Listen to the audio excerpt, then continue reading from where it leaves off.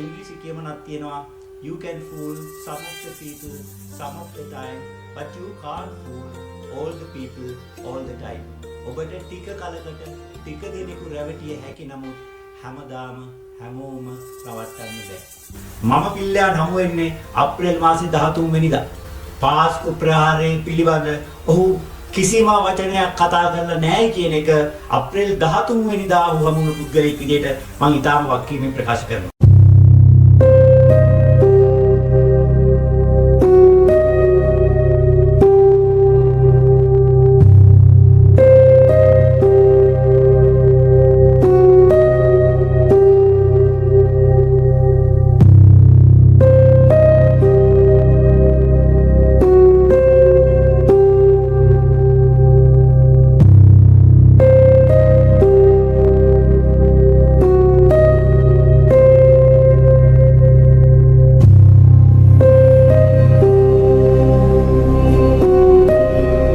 පාස්කු ප්‍රහාරය පිළිබඳ කතා කරන්න පිල්ලයන් පාස්කු ප්‍රහාරය පිළිබඳ මෙලෝ හසරක දෙයක් දැනගන්න විදියකුත් නැහැ. ඇයි 2015 සිට 2020 දක්වා අත්අඩංගුවේ සිටි අයෙක් 2019 වුණු පාස්කු ප්‍රහාරයේ මහා මුලකරු කියලා කවුරු හරි කියනවා නම් ඔහුගේ මොළේ මුලින් පරීක්ෂා කරන්න සිද්ධ වෙනවා. යම් විදියකින් පාස්කු ප්‍රහාරයට සම්බන්ධයි කියලා සැක තියෙන පුද්ගලයාගෙන් පිල්ලයන් විතරයි දැනට අත්අඩංගුවට අරන් තියෙන්නේ. ඉතින් අපි ඇත්තරම බලාපොරොත්තු වෙනවා රජය මීට වඩා වේගෙන් මේ විමර්ශන කටයුතු කරයි. මම දැක්ක පහුගිය 2024 දී මම පාර්ලිමේන්තුවේ සිදු කර ප්‍රකාශයක් නැවත වාරයක් මාධ්‍යයේ ඇවිත් තියෙනවා. මේ පිල්ලයන් කියන පුද්ගලයාව හිරේ ඉඳලා එයා නිදහස් කරන්න හේතුනේ මොකද? ඇයි බය වුනේ? පිල්ලයන් කට ඇරියොත් එimhe ඔක්කොම ලෙටම ප්‍රශ්නයක් වෙයි කියලා බය වුණා. මෙතුමාව අර්ථලංගුවට අරගෙන මෙතුමාගෙන් ප්‍රශ්න කරන්න. ප්‍රශ්න කරොත් එහෙම මේ සභාව තුළ අපි දවස් 3ක් කාලේ නාස්ති ගන්න ඕනේ නැහැ. මේ එක පුද්ගලයෙක් අර්ථලංගුවට අරන් ප්‍රශ්න කරොත් එහෙම ඔක්කොම ඇත්ත හොයාගන්න පුළුවන්. 2005 සිට මේවා සම්බන්ධයි.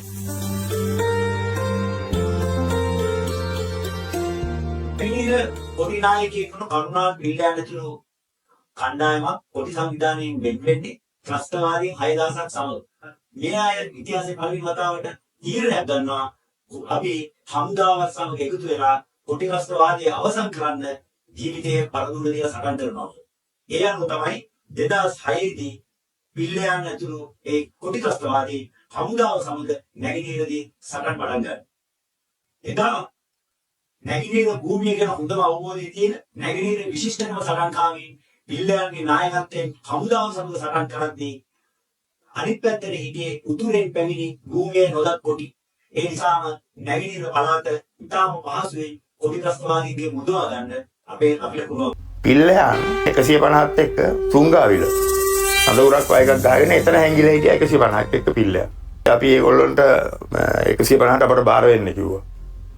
බාර වුණාම 80ක් හිටිය අවුරුදු 13න් 15යි. ඒ 80යි 100ට බාර දුන්නා. පිල්ලයන් ඉතුරු වුණා එතන 70ක් එක. ඒ 70ට අපි ආරක්ෂාව දීලා අපි එතන බලාගත්තා. එතකොට පිල්ලයන් අර හිටියට නැගෙනහිර පළාත ගැන අපට ඔත්තු දුන්නේ නැහැ. පිල්ලයන් කොහෙද සිටියේ කියන එක පිල්ලයන්ගේ නීතිඥවරයා විදියට මම ඔහුගෙන් ප්‍රශ්න කළා. ඔහු කිව්වේ නැගෙනහිර පළාතේ කොටි ත්‍රස්තවාදීන්ට එරෙහිව කරගෙන ගිය සටනේ උච්චතම අවස්ථාව. ඒ යුගයේදී කොටි ත්‍රස්තවාදීන්ට එරෙහිව කරුණා කණ්ඩායමේ සටන් මෙහෙයුවේ මම මාදුරුවේ තිබුණු අපේ හමුදා කඳවුරේ තමයි යුද්ධයේ තිබ්බ කාලේ පුරාවටම මම රැඳී හිටියේ කියලා පිල්ලයන් ප්‍රකාශයටපත් කරනවා. මාදුරුවේ කඳවුරේ ඔය වගේ වුණ නවත්ත ගන්න නැහැ නේ. මාදුරුවේ කියන්නේ අපේ විශාල පුහුණු කඳවුරක්.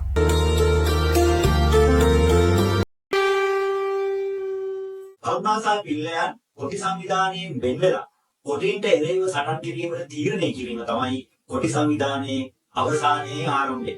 මම එක්ක ඉන්නවා කමාන්ඩෝ රෙජිමේන්තු 3යි විශේෂ බලකාය රෙජිමේන්තු 3කුයි. يعني කමාන්ඩෝස්ලා 1500ක් විතර විශේෂ බලකාය 1500. ජෙනරල්ලා ඉන්නවා 25ක් විතර. බ්‍රිගේඩියර්ලා ඉන්නවා 70ක් විතර. එබළු ඉන්නවා ලක්ෂ 2ක්. ඒතකොට මේ වගේ 70ක් එක්ක ඉන්න නස්කූනියෙක්ගෙන් හමුදාත් එක්ක සංසන්දනය කරාම මේ නස්කූනිය ඒ වගේ මිනිහෙක්ගෙන් උදව් ඕනේද? අපිට මේක විනාශ කළා දා. මොකෙද්ද මේ? දකුණේ ත්‍රස්තවාදියෙක් අද ජනාධිපති පුටුව දක්වා ගමන් කරලා තිබෙනවා. අද තියෙන්නේ ත්‍රස්තවාදීන්ගේ ආණ්ඩුව. උතුරේ ත්‍රස්තවාදීන් සහ දකුණේ ත්‍රස්තවාදීන් හවුලේ ගොඩනගපු ආණ්ඩුවක අද තියෙන්නේ.